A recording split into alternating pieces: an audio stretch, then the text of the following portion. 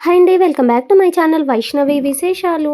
ఇది వచ్చేసి చిన్న వ్లాగ్ అనమాట. నేనైతే ఈరోజు టిఫిన్కి మునగాకు చపాతీ అయితే చేస్తున్నాను. ఇక్కడ మునగాకుని అయితే వాష్ చేసి అయితే పెట్టేశాను. ఈ చపాతీ కోసం ఫస్ట్ మనమైతే మునగాకుని మగ్గించుకోవాలి. ఈ మునగాకుని అంతా కూడా గిన్నెలో వేసేసాను. ఇంక అందులోనే కాస్త పసుపుని అలాగే కొద్దిగా వాటర్ని అయితే యాడ్ చేసుకోవాలి. ఇందులోనే కొద్దిగా సాల్ట్ కూడా వేసేసాను అనమాట.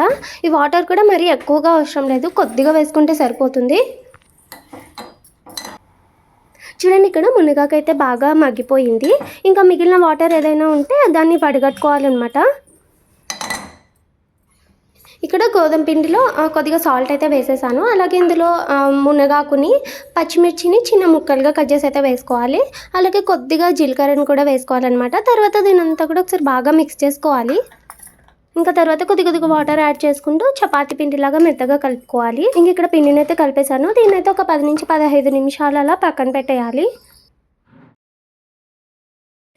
ఇక్కడ ఇంకా చపాతీలను అయితే చేస్తున్నాను. ఈ నార్మల్ చపాతీలాగే చేసుకోవాలన్నమాట. ఈ చపాతీలు టేస్ట్ కూడా చాలా బాగుంటాయి. ప్రాసెస్ కూడా చాలా సింపుల్. పిల్లలు కూడా చాలా ఇష్టంగా తింటారు. మన ఛానల్ ఎవరైనా ఫస్ట్ టైం చూస్తున్నట్లయితే ప్లీజ్ సబ్స్క్రైబ్ చేసుకోండి. అలాగే వీడియోని లైక్ చేయండి.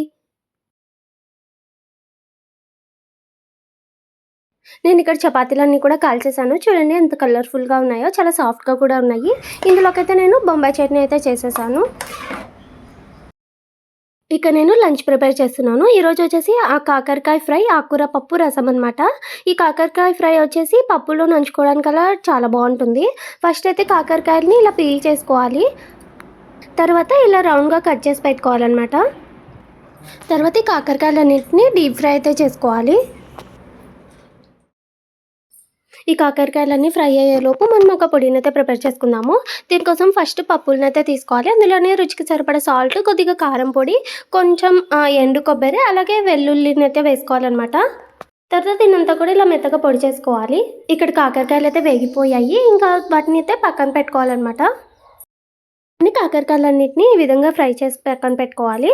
ఆ తర్వాత బాణట్లో కొద్దిగా ఆయిల్ వేసుకొని ఫస్ట్ తిరుగువాతని అయితే వేసుకోవాలి.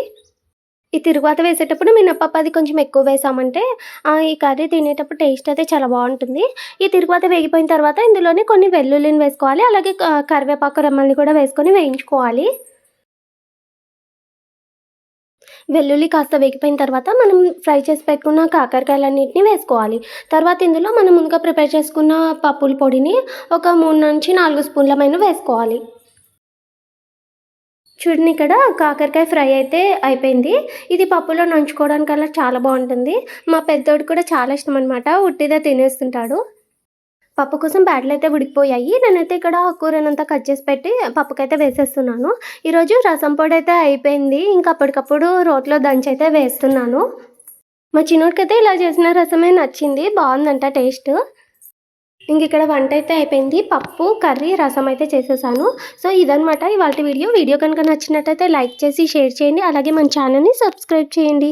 వీడియో ఎలా ఉందో కామెంట్స్లో కామెంట్ చేయండి.